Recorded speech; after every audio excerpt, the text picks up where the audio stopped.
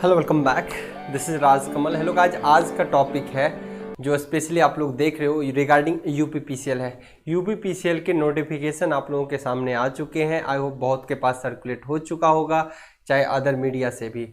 Okay now मैं यहाँ बात करने वाला हूँ कि इस तरीके से जो वैकेंसी आई है, नॉट मोर देन, बट हम लिस्ट भी नहीं कह सकते, बहुत ज़्यादा वैकेंसी नहीं है पर बहुत कम भी नहीं है, अपने को एक सीट चाहिए। ओके सो यहाँ पे जेई और एई दोनों की वैकेंसी एक साथ आ चुकी है और इनके बारे में सारा डिटेल से मैं जानकारी यहाँ पर डील करूंगा। जेई की जहाँ तक बात करूँ, यहाँ पे यूपीपीसीएल जेई की जहाँ तक मैं बात करूंगा तो यहाँ पे एक चीज ध्यान रखने की है कि सर जेई में स्पेशली इलेक्ट्रिकल वालों का आया हुआ है जो कि 173 पोस्टें हैं।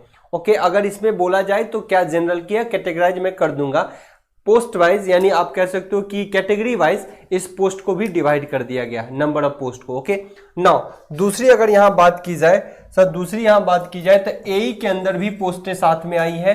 तो एई में 75 पोस्ट जिसमें देखते हो सर वो इलेक्ट्रिकल की है, 14 पोस्ट आपके ईसी की है और 24 पोस्ट आपके कंप्यूटर सीएस यानी कंप्यूटर साइंस की है। ओके तो इस तरीके से क्या क्या है इसकी पूरी नोटिफिकेशन को मैं डिस्कस करूंगा। और एग्जाम में आपके कुछ ऐसे सेक्शन आ रहे हैं स्पेशली इलेक्ट्रिकल इंजीनियरिंग के लिए जिनमें ध्यान से रखिए सर, जिनमें बहुत इंपॉर्टेंट रोल प्ले करने लगा है, जैसे कि पीएलसी स्काडा, आपके पावर प्लांट्स और ऐसे कुछ क्वेश्चंस हैं जो इंपॉर्टेंट रोल प्ले करते हैं। और ध्यान रखें कुछ क्वेश्चंस आज के डेट में ऐसे ट्रेडिशनल हो गए हैं, ऐसे ट्रेंड हो गए यूपीपीसीएल का कि हर क्वेश्चंस आप नहीं बना अटेम्प्ट कर सकते। इनमें कुछ एक क्वेश्चन ऐसे आने लगे हैं जिनको आपको छोड़ना बहुत मजबूरी है, क्योंकि ये पहले जैसा नहीं रहा। पहले हर सब्जेक्ट्स के जैसे कि machine, measurement, circuit, power system का वेटेज काफी प्रॉपर हुआ करता था और बच्चे बहुत ज्यादा स्कोरिंग भी कर उठाते थे। लेकिन आज के डेट में क्या हुआ इसका सर, बहुत ऐसे क्वेश्चन आप 200 में ये लगा लो ना कि कम से कम 40 क्वेश्चन या 35 क्वेश्चन इस तरीके से दे रहे हैं जिसको अटेम्प्ट ही आप नहीं कर सकते। ओके अटेम्प्ट करना एक रिस्क लेना है। तो हम चलिए इन सारी चीजों की चर्चा पहले नोटिफिकेशन ही करते हैं, फिर हम पेपर को किस तरीके से करें उनके बारे में भी चर्चा करें और इसके रिगार्डिंग कुछ अपडेटेड कोर्स के रिगार्डिंग पे मैं डिस्कस करने वाला हूं। सबसे पहले मैं यहां बात करूंगा सर, ये जो आपका यूपीपीसीएल के नोटिफिकेशन आए हुए हैं, ये जो नोटिफिकेशन आया हुआ है सर यहाँ पे देखिएगा, इस नोटिफिकेशन में ये स्पेशली जेई वाला सेक्शन है। पहले मैं जेई का देखता हूं फिर एई का। जेई की बात करें तो इसमें यहाँ पे पोस्ट नेम में जूनियर इंजीनियर ट्रेनी इलेक्ट्रिकल की बात की गई है, जिसमें यहाँ पे स्ट्रिक्टली जो मेंशन किया गया है diploma in electrical engineering. JE के लिए यूपी जो उत्तर प्रदेश की जो पोस्टें होती है जेई की, स्पेशली इन्होंने लास्ट के कई सालों से इन्होंने स्पेशली डिप्लोमा के लिए फिक्स कर दिया है और जो एई की पोस्टें हैं वो बीटेक के लिए।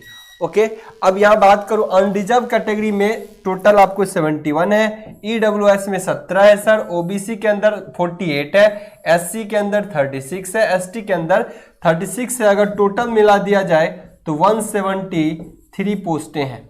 ओके तो बात करें कि सर ये अब स्टेट वाला यूपी का है या you other than UP. Sir जो जनरल कैटेगरी वाली जितने भी पोस्टें आपको दिख रही है, कैटेगरी की जितने भी पोस्टें दिख रही है यहां से यहां तक, यहां पर सिर्फ स्टेट वाला ही अप्लाई कर सकता है। लेकिन ये जो जनरल अनरिजर्व की जो पोस्टें आपको दिख रही है जनरल की, इसमें अदर स्टेट भी अप्लाई कर सकते हैं, अदर स्टेट के स्टूडेंट भी अप्लाई कर सकते हैं, इनका ख्याल रहे। सो इस 71 पोस्ट के लिए यूपी के तो कर ही सकते हैं, पर अदर देन यूपी स्टेट जो भी है वहां के बच्चे इसमें आसानी से अप्लाई कर सकते हैं। तो 71 पोस्ट सर अच्छी पोस्ट है। अगर कहा जाए तो आपको एक पोस्ट चाहिए तो हाँ, अब उम्मीद करोगे कि सर नहीं 400 पोस्टें आती थी, 600 पोस्टें आती थी, तो उसकी चर्चा अभी हम नहीं करने वाले सर। जो आई हुई है उनकी चर्चा करने वाले हैं और कोशिश करिए सर इन पोस्टों में फाइट करने का। लास्ट टाइम 1 साल पहले आप बात करो नवंबर 2020 में, 1 साल ठीक अभी से 1 साल पहले यही पोस्टें आई हुई थी। ओके और 200 समथिंग के आसपास पोस्टें थी वहां पे। और अभी फिर आप देखोगे सर तो 1 साल के अंदर एक और पोस्टें आ चुकी है ड्यू टू इलेक्शंस। चाहे जिस भी रीजन से आया, चलिए इसको अपने को फाइट करना है। ओके तो यहां पे मैं बात करूं 71 पोस्टें हैं। अब बार बार कमेंट आप लोग क्या आते रहते हैं सर क्या अदर स्टेट एलिजिबल है? जी जनरल में हर बच्चा एलिजिबल होगा 71 पोस्टें पे। जो स्टेट की ये फिक्स रिजर्वेशन है वो सिर्फ स्टेट का बच्चा ही ले सकता है। ओके नाउ इसके रिगार्डिंग और क्या खास बात है सर, उसकी भी चर्चा एक बार कर ली जाए। आइए सर इसकी चर्चा मैं करता हूं एक बार।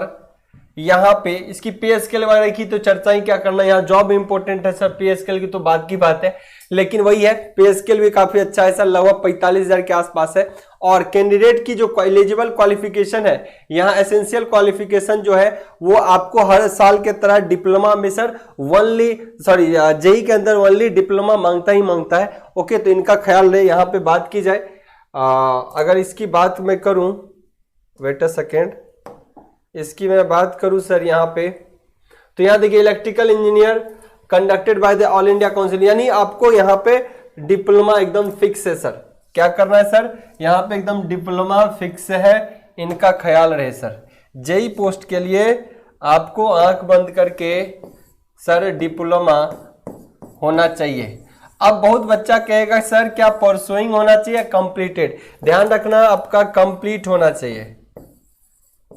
यहां जो भी बच्चा अप्लाई करता है वो कंप्लीट होना चाहिए, आपका पार्शियली नहीं कि सर मैं अब डिग्री हो जाएगी तब डिग्री हो जाएगी। आपको अगर कंप्लीट है तो आप इसके लिए अप्लाई कर सकते हो। ओके, और कुछ खास बात है सर इसमें कि हिंदी मीडियम आपका 10th और 12th में हिंदी की नॉलेज बढ़िया से होना चाहिए। कोई अलग से सर्टिफिकेट नहीं मांगा गया, लेकिन हिंदी देवनागरी लिपि में आपकी इसकी नॉलेज होना चाहिए, इनके बारे में भी मेंशन किया गया है। ओके, एज की जहां तक बात करूं सर, एज की अगर मैं बात करूं यहाँ पे, वेट अ सेकेंड, अगर मैं सर एज की बात कर लूं तो यहाँ पे एज जो है 18 साल से लेके 40 साल तक, कब का डेट तक होना चाहिए 18 साल, तो 1/1/2021 तक आपका 18 साल कम से कम हो जाना चाहिए। ओके, और बाकी एज रिलैक्सेशन एज पर एज का जो रिलैक्सेशन है वो तो मिलता ही है अपर लिमिट के कंडीशन में। एज रिलैक्सेशन एज पर other caste SC ST OBC ये जो मिलता है वो तो आपको मिलता ही मिलता है। ओके, नाउ आगे और क्या कह रहा है इसकी चर्चा कर लेता हूं। रिजर्वेशन कैटेगरी की बात की गई है, रिजर्वेशन की बात की गई है सर, तो देखिएगा यहाँ पे एज इट इज जो भी रिजर्वेशन है वो मिलेगा, जो आपका स्टेट के अंदर मिलता है पहले से वो रिजर्वेशन आपको मिलेगा। उसके बाद यहाँ पे एग्जाम में सिलेक्शन की बात की गई है, पैटर्न वही है, पैटर्न में सर कोई छेड़छाड़ नहीं किया गया, लेकिन आपको तैयार कैसे रहना, आपकी स्ट्रेटजी कैसी होनी चाहिए वो बहुत मैटर करता है। वो स्ट्रेटजी की भी एक अलग से वीडियो कोशिश करते हैं बनाए, पर पैटर्न वही है। 200 क्वेश्चन यहाँ पे देखिए सर, यहाँ पे मैं बात करूं 200 क्वेश्चन होंगे। ओके, जिसमें 150 क्वेश्चन आपका क्या होगा, डिप्लोमा डिसिप्लिन यानी इलेक्ट्रिकल इंजीनियरिंग के होंगे। ओके, और यहां बात की जाए तो 20 क्वेश्चन जो होंगे, यहां थोड़ा और इसको छोटा कर देता हूं, 20 क्वेश्चन किससे होंगे, जनरल नॉलेज से होगा सर। जनरल नॉलेज से 20 क्वेश्चन होंगे, और 20 क्वेश्चन सर किससे होगा, रीजनिंग एंड 10 क्वेश्चन होंगे जनरल हिंदी से। हिंदी भी होता है, हर साल के पैटर्न जो है वो हिंदी भी है, तो हिंदी भी है। जनरल रीजनिंग जो है ये भी 20 मार्क्स का है, जो वहां पे था इसको यहां लिख दिया हूं। तो टोटल 200 नंबर का है, जिसमें कि 150 तो इलेक्ट्रिकल के हैं। तो इलेक्ट्रिकल बहुत इंपॉर्टेंट रोल प्ले कर रहा है आपके यूपीपीसीएल जेईई के अंदर। नॉन टेक का भी अच्छा खासा वेटेज है, इसलिए मैं शुरू से कहता हूं सर नॉन टेक की भी फोकस आपको होनी चाहिए ना। और यहां पे जो नेगेटिव है, अगर हर एक गलती करते हो 1/4 यानी 0.25, एक गलती पे आपके 0.25 नेगेटिव हो जाते हैं। ओके, कोर्स की रिगार्डिंग जहां तक बात होती है सर, यूपीपीसीएल की बेहतर animated course engineers platform app आप लोग को प्रोवाइड करती है, उनके बारे में लास्ट में डिस्कशन कर दूंगा। ऐप अगर जा सकते हो इंजीनियर्स प्लेटफॉर्म, बहुत बच्चे लगातार जुड़ रहे हैं इंजीनियर्स प्लेटफॉर्म ऐप। ये गूगल प्ले स्टोर से आप इसको डाउनलोड कर सकते हो, या स्क्रॉल पे जो कॉन्टैक्ट चल रहे हैं उस पे आप लोग कॉल कर सकते हो इस ऐप के कोर्स के रिगार्डिंग, जो कि लगातार बच्चे तैयारी में लगे हुए हैं ना। मैं अब बात करूं सर यहाँ पे इसके फॉर्म के फीस की अगर मैं बात कर दूं, आइए जो है नोटिफिकेशन में पहले इनकी चर्चा मैं कर दूं। देखिएगा सर, फॉर्म फीस की यहाँ पे जो है, candidate other than state of UP सबको 1180 रुपया लगना है इंक्लूडिंग जीएसटी। ओके, ये SC कैटेगरी डोमिसाइल है तो 826, कोई खास डिफरेंस नहीं है, बट पैसे तो सर बढ़िया से ले रही है ना। चलिए ना बात करूं कि ये अब इंपॉर्टेंट क्या रह जाएगा सर, इंपॉर्टेंट रह जाएगा हाउ टू अप्लाई। आप इसके वेबसाइट पे जाके इसको अप्लाई कर सकते हो, और इंपॉर्टेंट है इसके डेट। सर अभी डेट है, बाकी इसमें टाइम अच्छा है। अभी आपको मैं भी बताता हूं, इसमें नेक्स्ट पेज में शायद होगा, ये रहा रिलेटेड टू फॉर्म फिलिंग, ये देखिए सर, अभी डेट है इसके पास, अच्छा खासा अभी आपको वक्त मिल रहा है। अगर मैं बात करूं ना सर, यहाँ ऑनलाइन सबमिशन एप्लीकेशन ये 12 नवंबर से 12 नवंबर कहूं तो अभी भी आपके पास 12 दिन है जब जाके आपका फॉर्म फिल होगा। और लगभग 2 दिसंबर यानी 2 दिसंबर से पहले आपको फिल कर लेना है, यानी 2 दिसंबर तक तो टाइम दिया है, लेकिन साइट हो सकता है कई बार सही नहीं रहता, तो आपको 2 से पहले कर लेना। हालांकि जब स्टार्ट होगा तभी फॉर्म फिल करिए, क्योंकि तब तक दिवाली और छठ का समय भी निकल चुका होगा। ओके ना, बाकी प्रोसीजर वही है, बैंक के थ्रू ऑनलाइन करते हैं, कैसे सबमिट करते हैं, तो ये चीजें का ख्याल रखना है। सारे चीज 12-11 यानी 12 आप नवंबर से चीजें आपको थ्रू आउट चलती हैं। और जब आप फॉर्म SBI के थ्रू, जैसे कि आप कई मोड में होते हैं ना, आप जैसे कि ये चालान वगैरह भरते हो तो उसका 4 दिसंबर तक है, तो कोशिश करिए कि ऑनलाइन पेमेंट करके 2 दिसंबर से पहले निपट लेते हैं इसको। चलिए सर, नेक्स्ट इसकी बात हुई नॉर्मलाइजेशन। आपको पता है नॉर्मलाइजेशन के थ्रू इसके भी मार्क्स आते हैं, तो नॉर्मलाइजेशन की ये फॉर्मूला यहाँ पे यूज किया जाता है। जो किसी को अमूमन पता नहीं चलता किस तरीके से नॉर्मलाइज कर लेता है ना। जो बच्चा डाटा देखता है उसके कॉरस्पॉन्डिंग बहुत मात्रा में मार्क्स के चेंजेज होते हैं। जैसे कि अभी RRB NTPC के अंदर नॉर्मलाइजेशन के अंदर कितना क्या हो जाता है ये पता ही नहीं लगता, है ना। आप फॉर्मूला पे बैठाते रहोगे, आपको सटीक जानकारी नहीं मिलती। सो ये भी एक बड़ा इशू है। खैर चलिए, नॉर्मलाइजेशन जब paper number of multiple time होते हैं तो नॉर्मलाइजेशन बड़ा इंपॉर्टेंट हो जाता है, नहीं तो अलग अलग बच्चों को अलग अलग क्वेश्चन पेपर का लेवल मिलता है, तो वो भी एक गड़बड़ है। और इसकी समस्या भी बहुत जटिल है, कॉम्प्लेक्स है। चलिए, so this is all about sir JE. पूरा मेहनत से लगिए सर, पूरे बेहतर तरीके से लगिए जेई के लिए। आई होप आपका ये चांस बेहतर होगा और इस टाइम कुछ अलग करने की है और अलग करिए, थोड़ा सा अटेम्प्ट करिए। मैं बेस्ट स्ट्रेटजी जरूर बताऊंगा। जीके जीएस तो सर आपको करना ही है, पर इसके रिगार्डिंग कुछ बेहतर स्ट्रेटजी आप लोग के लिए शेयर करूंगा। नेक्स्ट बात करूं सर, तो आपका नेक्स्ट पोस्ट आती है एई की। नेक्स्ट पोस्टें हैं आपके लिए एई की, तो ये भी एक अच्छा पोस्ट है कि कहने का मतलब ये भी अच्छा टाइम है कि एक साथ दोनों को दे दिया गया। तो जिनका बीटेक है वो यहाँ भी एलिजिबल है और डिप्लोमा भी है वो वहाँ भी एलिजिबल है, तो वो अच्छे से तैयारी कर सकता है सर। तो ये आप ऑब्वियसली बीटेक वालों के लिए बेहतर अपॉर्चुनिटी है यहाँ पे। अगर मैं बात करूँ असिस्टेंट इंजीनियर की एई की, तो वहाँ इलेक्ट्रिकल यहाँ पे एप्लीकेबल है, जिसमें अनरिजर्व में 24 है, EWS में 7 है, OBC में 14 है, SC में 30 है और ST में 0, टोटल 75। तो इलेक्ट्रिकल वाले के लिए ये भी एक अच्छी अपॉर्चुनिटी है यहाँ पे। जिन्होंने बीटेक डिप्लोमा किया है सर उसके लिए तो बहुत ज्यादा जबरदस्त गर्दा अपॉर्चुनिटी है। कोशिश कीजिए इसको ग्रैब करने का, इससे बेहतर सर खासकर यूपी के अंदर जो एई की पोस्ट है वो बहुत शानदार है, बहुत शानदार। एई की मैं स्पेशली बोलूंगा, जेई ठीक है लेकिन और स्टेट की तुलना में जेई भी बोले तो बढ़िया, बट एई की जो पोस्ट है ना सर बहुत इंजॉय करने वाले हो, बहुत लाइफस्टाइल आपकी चेंज हो जाएगी अगर एई की पोस्ट है आपकी लगती है। सो अगर कोई बीटेक प्लस डिप्लोमा है तो वो कोशिश करे सर इसको भी बहुत अच्छे से कंसंट्रेट करके देने का।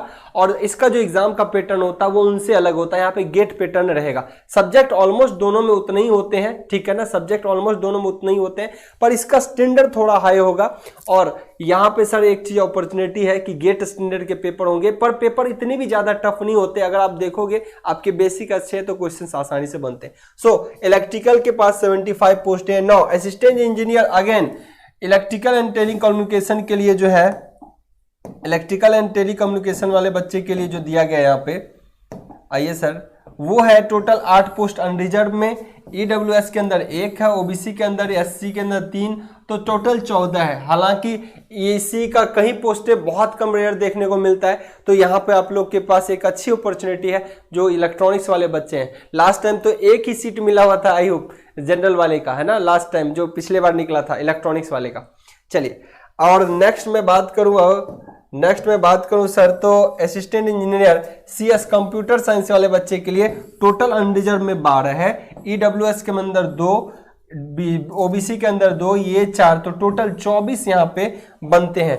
6 4 10 2 12 12 24। ओके, तो ये भी अच्छे खासे पोस्ट है। अगर सीएस की बात करें तो सीएस के अमूमन पोस्टें या ईसी की पोस्टें बहुत कम देखने को मिलता है। तो बी अलर्ट हो जाए, खासकर इलेक्ट्रिकल वाले आपके पास, जिनके पास बी और डिप्लोमा दोनों के पोस्टें हैं, वो जरूर को अटेम्प्ट करेंगे जेई प्लस एई के लिए, है ना, और बहुत अच्छे से एग्जाम देंगे। मैं उम्मीद करता हूं कि एई की पोस्टें अगर आपको मिलती है तो इससे बेहतर आपकी अपॉर्चुनिटी और कहीं नहीं मिल सकता। मैं तो ये भी कहूंगा एसएससी जेई के अंदर भी इतनी बढ़िया पोस्ट नहीं है जितने कि इसके अंदर आपको एई की पोस्टें मिलेंगी। और मैं तो ये भी प्रीफर करूंगा कि एसएससी जेई से भी बेहतर यूपीपीसीएल का जेई है अगर आप अटेम्प्ट करें तो। ओके, चलिए सर, नेक्स्ट मैं बात कर लूं एक बार इसके रिगार्डिंग। पे स्केल के लिए तो कुछ कहना ही नहीं है सर, 60,000 के आसपास है यहाँ पे। ओके, ये सब के लिए कुछ कहना नहीं है। यहाँ पे एक चीज ध्यान रखना, अब जो ए की पोस्टें होंगी सर, ए की जो पोस्टें होंगी उसमें आपको बीटेक एलिजिबल होगा। ओके, बीटेक में अब डिपेंड करता है इलेक्ट्रिकल है या उससे कंसर्न ब्रांच। इलेक्ट्रिकल है तो कोई बात नहीं, एंड और ट्रिपल ई भी चलेगा, और इलेक्ट्रिकल से रिलेटेड और भी कोर्स सेक्शन इसके ब्रांच होंगे तो वो भी चलेगा। लेकिन ये जो है degree combined of electrical engineering की जो होनी चाहिए सर, ये degree in electrical in BTech चाहिए आपको बीटेक या फिर आप कह सकते हो बी। ओके, बैचलर इंजीनियरिंग चलेगा।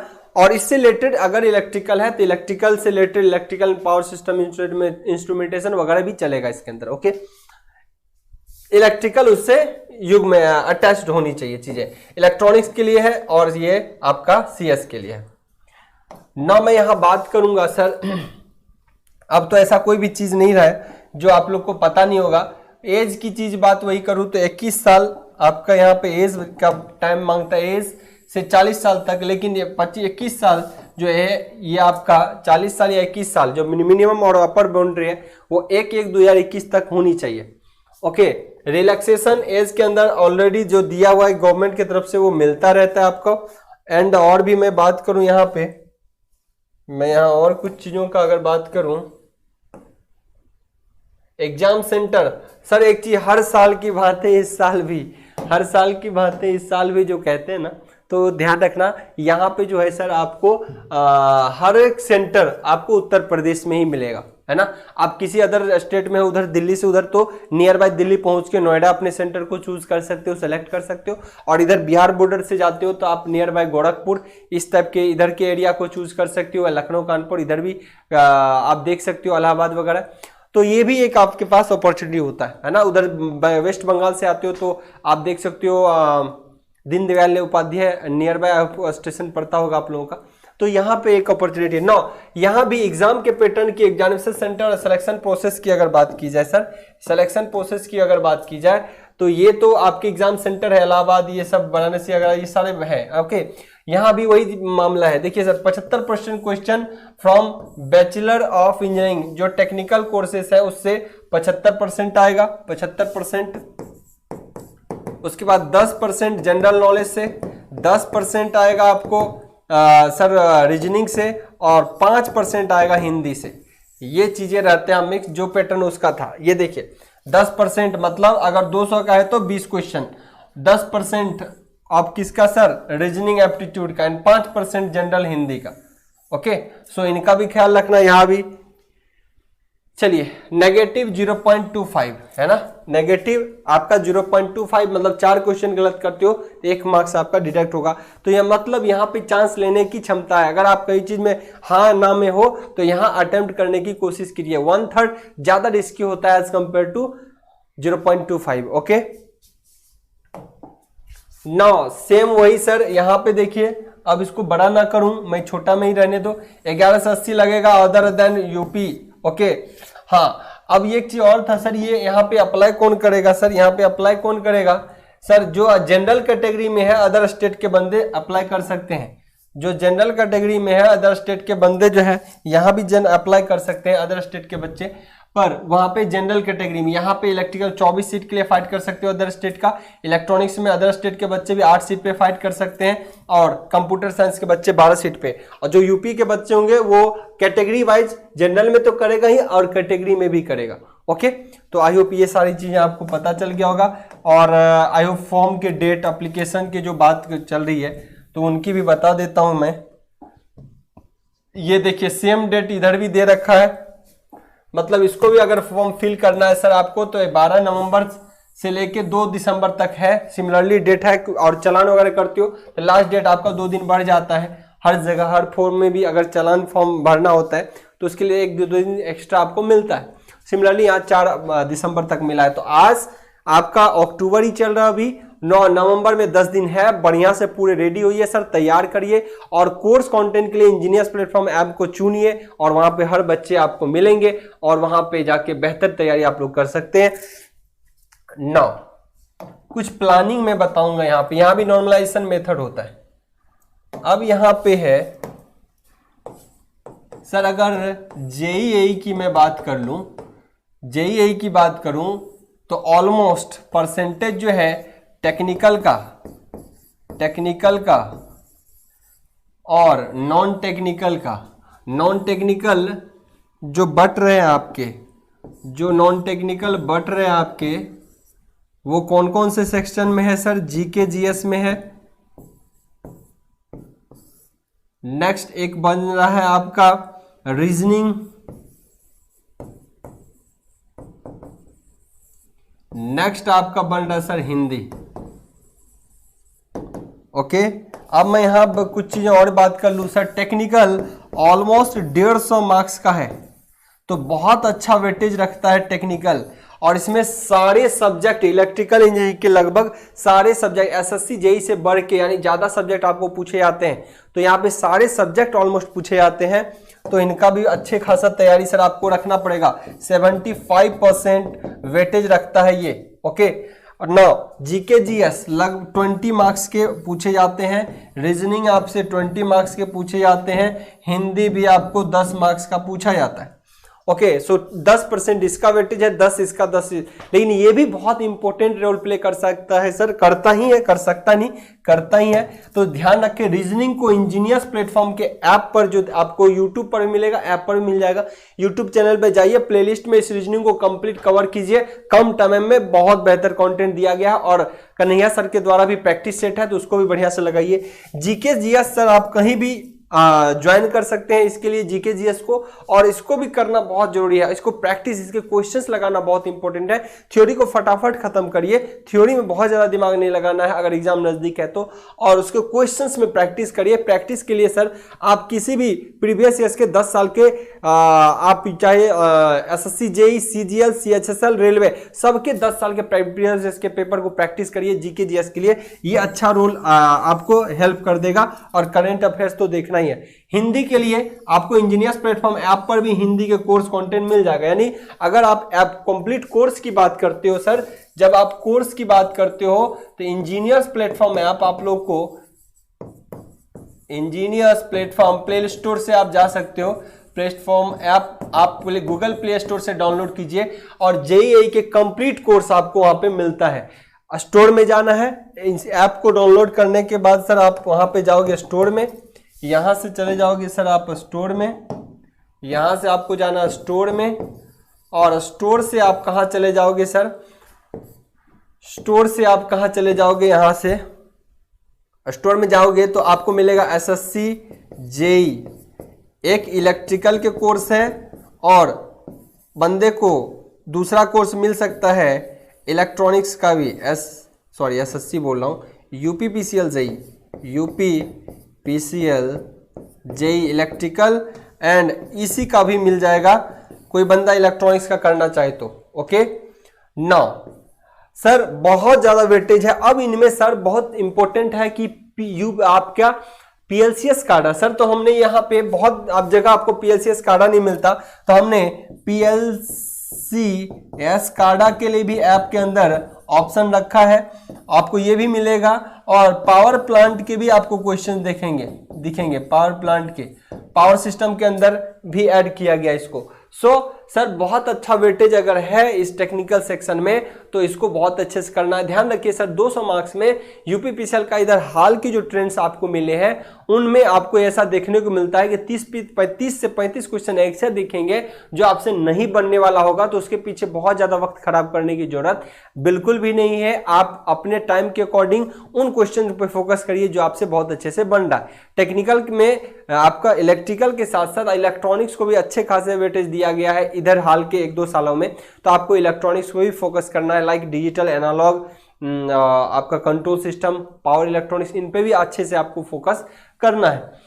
और ये सारे content sir engineers platform app आप लोग को देता है। इंजीनियर्स प्लेटफॉर्म के ऐप पर जाइए, विजिट करिए और वहां पे सारी चीजें मिलेगा। फिर भी कोई दिक्कत होता है तो कोर्स कंटेंट के लिए आप इस दिए गए स्क्रॉल पे आप जाके देख सकते हो। तो मैं उम्मीद करता हूं कि इसको बढ़िया से करना है। फिर भी सर आपको लगता है कि बेहतर स्ट्रेटजी चाहिए, पूरी रणनीति क्या होना चाहिए, कैसे तैयार करें, तो एक बार आप लोग इस पे कमेंट जरूर करेंगे। हम उसके लिए पूरी कोशिश करेंगे कि एक वीडियो आप लोग के उसके साथ उसके लिए आए। तो मैं उम्मीद करता हूं सर आप जितने दिए गए ब्यौरे हैं, इंफॉर्मेशन, वो आपको समझ में आ गया होगा। तो सर लगिए इस एग्जाम के लिए, बहुत बेहतर एग्जाम और बहुत बेहतर पोस्ट है आप लोग के लिए, और यही एक एग्जाम है जो लगातार आप लोग के लिए आते रहता है। मिलते सर अगले वीडियो में। Best of luck.